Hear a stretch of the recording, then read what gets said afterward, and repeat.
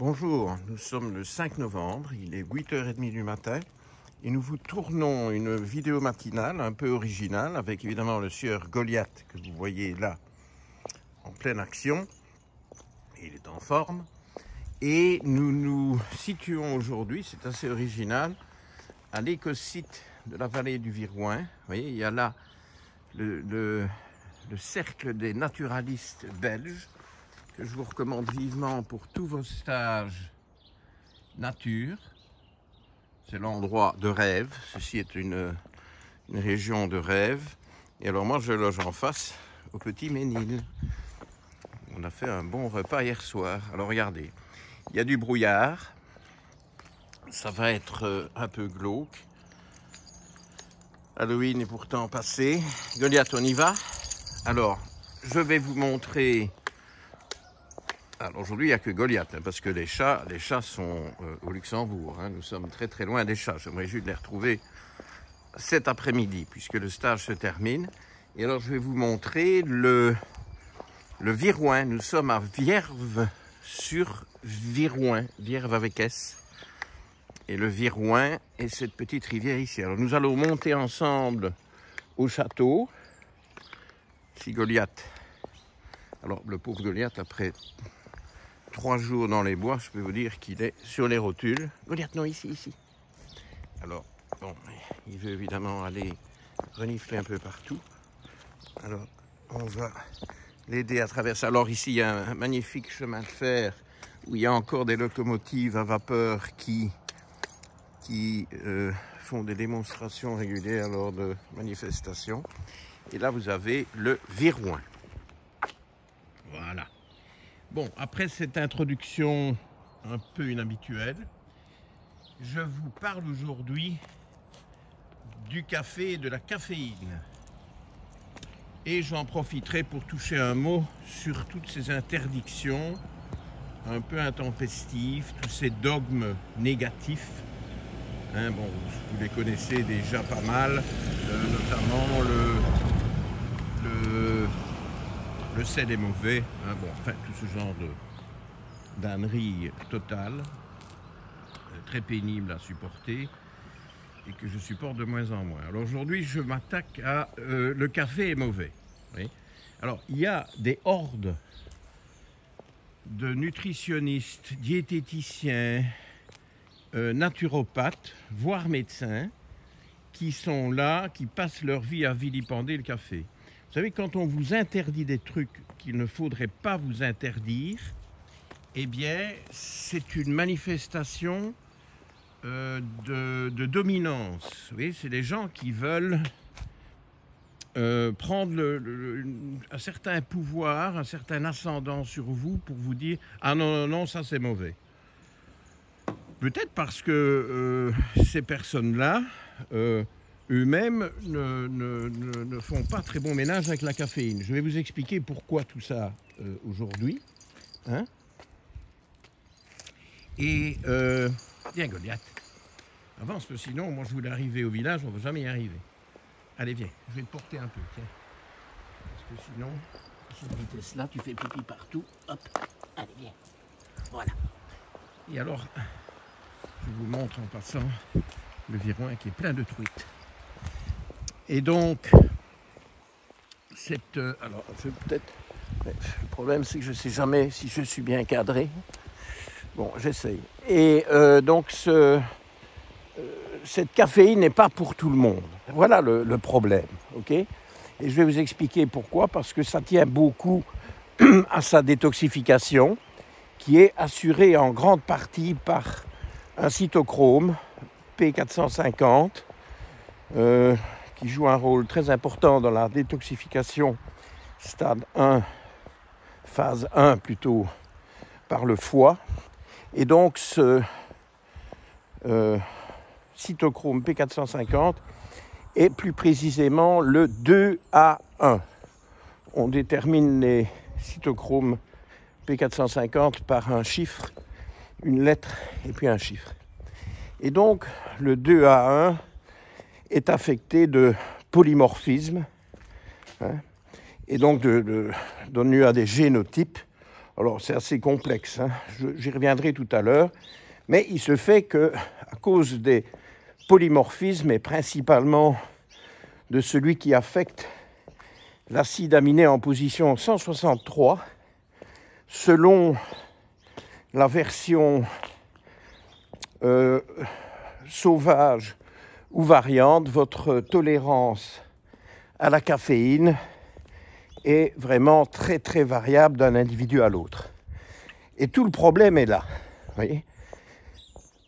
Donc ce cytochrome, attendez, je vais déposer Goliath qui a froid maintenant, on va le faire marcher. Alors on est en train ici de monter dans le village vers le château et l'église, vous voyez, par là. Alors ce sont des maisons anciennes, oh, magnifiques, briques, moi, qu'est-ce que je raconte? Justement, pas de briques, de magnifiques pierres, souvent avec des encadrements aux fenêtres comme ça, vraiment superbe. Ce qui est plus beau que, je trouve, les versions modernes. Et donc ce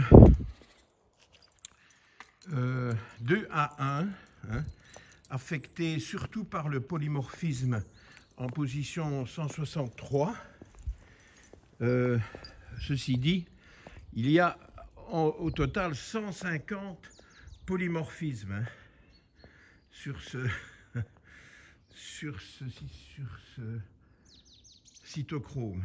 150, vous voyez, c'est pas simple, hein, la science des SNP, on appelle ça aussi des SNP, qui vient de l'acronyme SNP en capital, S quand c'est au pluriel, et ces SNP, cet acronyme reflète les termes single nucléotide polymorphisme, ok? Parce qu'évidemment, ce qui importe, c'est quand la substitution d'un acide aminé par un autre sur la chaîne de la protéine, de l'enzyme, sur des enzymes, donc sur des protéines, quand il y a un acide aminé qui est substitué par un autre, on ne s'en préoccupe pas si ça n'induit pas de changement sur l'ADN. Donc ce qui compte, c'est des changements sur l'ADN, donc un changement de nucléotide, hein? Donc single nucléotide polymorphisme. Donc voilà,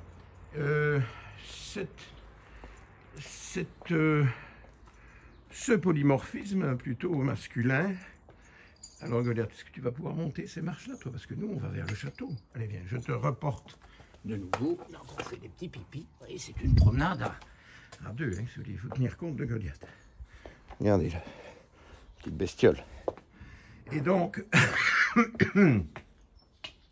c'était dur, hein, le stage.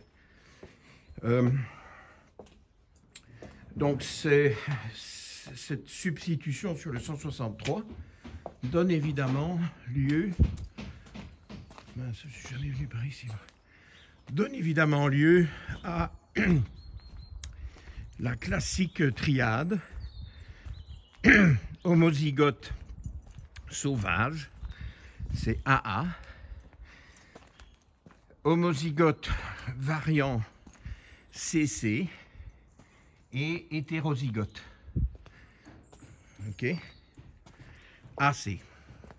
Alors les variants ont une grosse perte de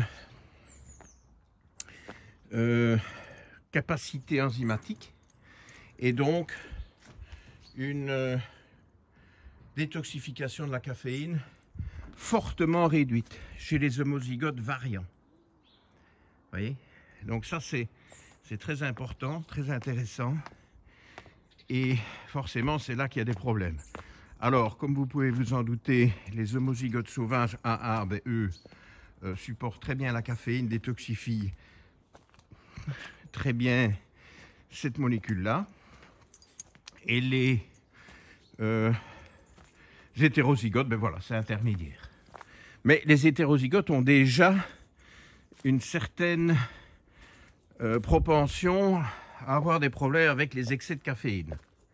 Hein, donc, ce qu'on pourrait déjà dire, sur base de ce génotype que vous pouvez faire réaliser, hein, je ne trouve pas toujours ça nécessaire parce que il y a pas mal de cas où les gens s'en rendent très bien compte, ils savent très très bien qu'ils ne supportent pas la caféine, pas du tout, auquel cas ils sont probablement homozygotes variants CC, ou alors pas en grande quantité, et alors on peut imaginer que ce sont des AC. Et ceux qui tolèrent très très bien la caféine, qui en prennent le soir sans être du tout affectés au niveau de leur sommeil, ben, vous pouvez plus ou moins déjà prédire qu'ils sont AA. Donc est-ce qu'il faut tester ce génotype? Pas nécessairement. Bon, ça peut être intéressant parce que c'est une dépense de 60 € une fois dans sa vie. Hein. On peut faire des tests salivaires plutôt que sanguins, donc pourquoi pas. Mais on a souvent la suspicion clinique de ce truc-là via la réaction des gens au café. Vous savez que j'ai déjà shooté une vidéo ici, hein, il y a bien longtemps, il y a 2 ans, je crois. Enfin, je suis sûr. Parce que je vous ai montré ce village, mais on avait abordé ce château de Vierves-sur-Virouin par l'autre côté. Je viens très bien d'avoir shooté cette vidéo. Et ici, je vous montre les cours intérieurs. Voilà. C'est un bel endroit. Hein. Alors, j'ai pu détacher un peu Goliath, ce qui me laisse une main libre pour attraper mon copion. Je lui fais un petit copion pour être complet avec ce cytochrome. Et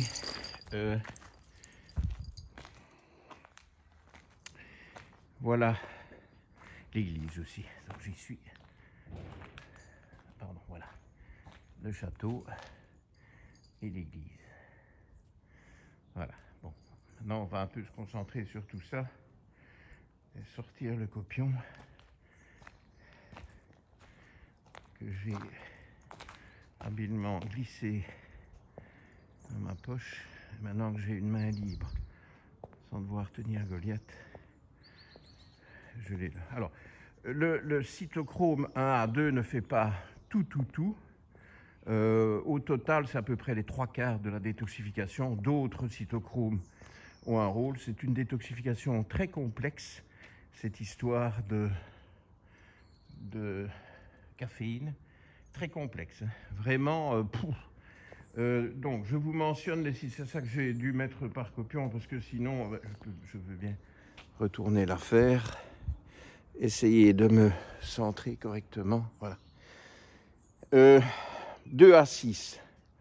Quand même, en deuxième lieu, par liste d'importance, par ordre d'importance dans la liste, le 2 à 6 joue quand même un rôle non négligeable. Et puis alors, rôle moins important, le 2C8, le 2C9 et le 3A4. Tout ça va aboutir à la formation de tout un tas de métabolites, hein, dont la fameuse théobromine et la fameuse théophiline, qui sont d'ailleurs utilisées en médecine comme principe actif pour certaines indications sur lesquelles nous ne nous étendrons pas aujourd'hui. Alors oui, le RS du plus important polymorphisme du CYP1A2, ça non plus je ne le retiens pas par cœur. Le RS, c'est le 762-551, parce que pour chaque polymorphisme, vous avez un RS. Petit r, petit s, et puis alors un chiffre derrière. Et donc, ça permet d'identifier à coup sûr le polymorphisme en question parmi les 150 qui existent, qui ont été décrits à ce niveau-là. Hein, et donc, c'est le cœur du problème, c'est la capacité de détoxifier la caféine qui fait que le café va être une boisson santé pour une majorité de gens qui ont des copies sauvages dans leur génotype. hérité d'un et idéalement des deux parents, mais déjà une copie sauvage aide à bien tolérer la caféine et à bénéficier de ses effets santé. Les effets santé sont énormes. Comment peut-on constamment critiquer le café tous azimuts, alors qu'en réalité, les problèmes surviennent chez les homozygotes variants CC. C'est chez ceux-là qu'il y a problème. C'est chez ceux-là qu'il peut effectivement y avoir une contre-indication en cas de maladie cardiovasculaire, en cas de grossesse, en cas de nervosité en général ou d'insomnie, etc. Okay, mais ces contre-indications n'affectent pas tout le monde. Donc interdire le café tous azimuts me paraît tout à fait choquant et ridicule, un peu comme on interdit soi-disant le sel tous azimuts. Oui, c'est du même acabit. Pourquoi? Parce que le côté santé pour ceux qui ont des copies sauvages, eh bien c'est très impressionnant. C'est bénéfique pour la fonction cardiovasculaire, donc c'est protecteur cardiovasculaire pour ceux qui le tolèrent et qui le détoxifient bien. C'est anti-cancer, c'est bon pour apparemment la longévité, c'est anti-diabète, c'est une panacée, c'est bourré d'antioxydants, ok.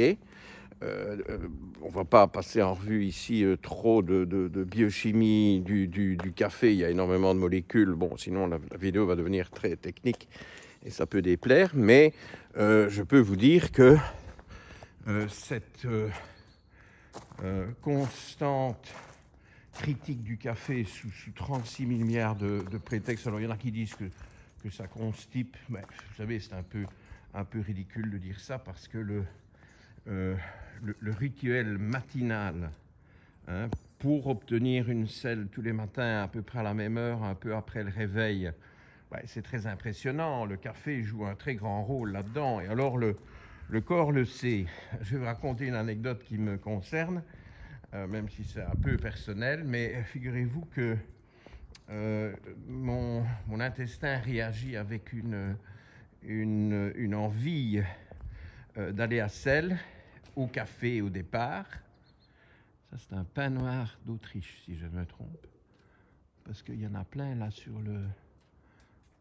la colline derrière qui conduit à la Feignfamen. C'est un endroit fabuleux ici. Vous avez l'Ardenne derrière moi, la Feignfamen là devant, et puis la Calestienne vers l'ouest. Il y a tous les types de terrains ici, toutes les écologies. Et pour les champignons, évidemment, pour le reste aussi, pour la botanique, pour tout. C'est un paradis absolu, parce que vous avez 3 types d'écologie qui se juxtaposent à peu près ici sur le Viroinval. Hein. Alors, j'en profite pour vous montrer un peu de... Voilà, il y a des explications. Vous voyez, celui qui veut venir visiter le coin. Bon, et Goliath, évidemment, continue à abondamment arroser le village. Goliath, viens un peu par ici maintenant. Et donc, cette caféine santé, moi, je la recommande. Hein. Ah oui, je disais bien que je n'avais pas fini mon histoire. Eh bien, figurez-vous qu'avec le temps, je vais constater maintenant que mon réflexe intestinal réagit au bruit de la machine à café. Pas au café. Vous voyez, donc c'est des rituels. Et le café matinal favorise comme ça un rituel intéressant, justement anti-constipation, parce que vous savez que j'ai oublié de dire ça dans ma vidéo précédente sur la constipation, mais l'établissement de ce genre de rituel favorise très nettement la régularité quotidienne des selles, parce que c'est encore mieux évidemment si c'est tous les jours à la même heure. Alors ça, c'est le nirvana absolu. Puis alors évidemment, vous pouvez avoir 1 ou 2 selles subséquentes sans que ça pose problème. Ok. Et donc, certains disent que le café favorise la constipation. Bon, moi, je ne constate pas ça. Il y a plein d'autres causes derrière, peut-être.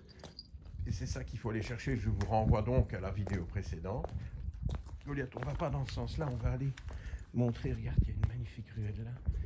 On va aller... Alors, c'est un peu chaotique parce qu'il faut que je me mette en laisse. Goliath, non. Viens vite, viens vite. Allez, viens, parce qu'il fait froid. Il faut que tu... viens ici. Oh là là, pour mettre la laisse, je n'ai jamais vu une laisse aussi. Voilà. Ouf. Désolé, hein, mais qu'est-ce que vous voulez, je suis tout seul pour gérer tout, moi, ici. Donc, ça me paraît complètement fantaisiste, toutes ces accusations. Alors bon, j'ai un collègue qui dit que qui proscrit totalement le café. Un collègue, pas parmi mon équipe, mais un médecin anti-âge bien connu, qui proscrit totalement le café parce que ce serait la source d'augmentation de l'œstradiol. Bon, écoutez, voilà, moi, l'œstradiol, je le dose toujours chez mes patients mâles, donc pour les hommes, hein, bien entendu. Je le dose une fois, si je n'ai pas dans l'excès, je ne vais évidemment pas m'occuper de ça. Maintenant, si je vois un taux excessif d'œstradiol, un taux excessif d'œstradiol chez des hommes qui boivent 10 cafés par jour, là, je vais tenir compte de cette remarque. Okay? En fait, avec le café, la solution est toute simple. Je vous l'explique. Résumons-nous. Idéalement, pas plus de 3 par jour. Okay? 3 semble le chiffre optimal. Bon, à la rigueur, 4 quand on a une journée compliquée ou quand on sait très bien qu'on réagit très peu à la caféine et qu'on tolère ça parfaitement. Alors, quelque chose qu'il faut quand même éviter, donc surtout pas des 7-10 cafés par jour, des thermos toute la journée, non, ça va pas. Éviter évidemment la fin de journée, voire l'après-midi, et être très strict là-dessus si on est sensible à la caféine, sinon ça affecte le sommeil, ça c'est absolument certain. Et ne pas avoir le réflexe de se prendre une tasse de café chaque fois qu'on a un coup de mou, parce que ça, ce sont des chocs sur les surrénales. Ça, c'est quand même une restriction importante, c'est une vraie critique pour le café. Hein. Prendre un café selon une espèce de nouveau un rituel, une habitude, en se levant, et puis peut-être un milieu de matinée, parce qu'on commence à s'embêter un peu, et puis peut-être un avec le repas de midi, ou ce qui peut être le premier repas chez certains, qui ne sont pas nécessairement inféodés au petit déjeuner à l'aurore, bourré de protéines et de graisses. Vous savez que je ne crois pas tellement en ça, sauf si on termine son ingestion de nourriture très tôt dans la journée, en milieu d'après-midi. Alors le petit déjeuner tôt le matin me convient parfaitement. Et donc, toute cette stratégie qui consiste à se redonner un coup d'énergie quand on a ce low, là, je ne trouve plus de mot français, moi, cette espèce de coup de barre, allez, appelons ça un coup de barre, et où on prend soit un café noir, ce qui n'est pas trop bon pour les surrénales, mais qui peut encore se comprendre. Mais alors, le problème, c'est que les gens mettent du sucre et du lait, hein, voire que du lait. Alors, les gens me disent, ah, mais moi, je ne mets pas de sucre, hein, docteur Mouton, moi, je mets juste du lait. Ben oui, mais dans le lait, il y a du lactose, donc il y a du sucre. Allez, qu'est-ce que c'est que ça encore pour une ânerie? Et si c'est du lait sans lactose, eh bien, il y a une espèce de féculent horrible, type maltodextrine, qui remplace le lactose, sinon c'est imbuvable. Hein. Et donc, tout ça, ce sont de mauvaises solutions. On boit le café noir, ok? Soyons très clairs là-dessus.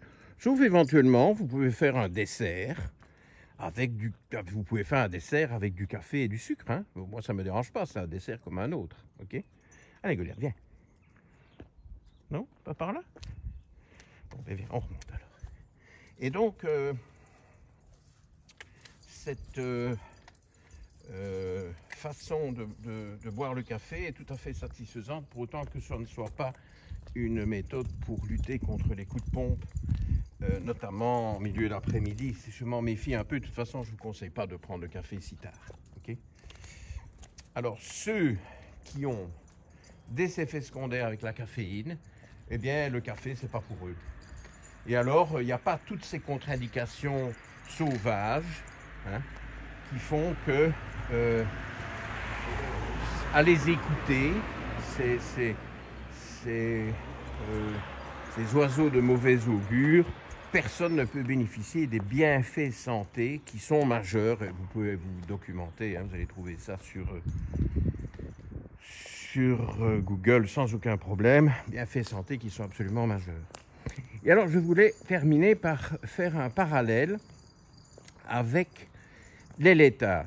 Vous voyez, j'ai des gens qui viennent vers moi, par exemple sur Facebook ou sur YouTube, et qui me disent « Ah, docteur Mouton, hein, vous allez être content, moi c'est sans gluten. » Bon, là, je suis content. Pourquoi? Parce que dans le gluten, il y a la gliadine. Hein? Et la gliadine augmente la perméabilité intestinale, ce qui n'est jamais une bonne idée. Donc, sans gluten, ça me plaît. Et je suis sans laitage. Mais là, figurez-vous, je tique un peu.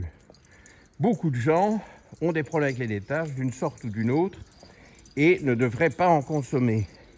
Mais de là à systématiquement enlever les laitages chez tout le monde, source de graisse et de protéines, c'est pas nécessairement une bonne idée. Je vous renvoie aux vidéos que j'ai faites sur les laitages, oui, qui me semblent intéressantes parce que Goliath, non. Allez, viens. C'est vraiment d'une personne à l'autre. Il y a des problèmes avec les protéines, les allergies et des réactions IgG aux protéines, caséine, alpha-lactalbuline, bêta-lactoglobuline. Il y a des problèmes avec le lactose. Il y a des problèmes avec les graisses saturées et le cholestérol. Mais il n'y a pas ces problèmes chez tout le monde.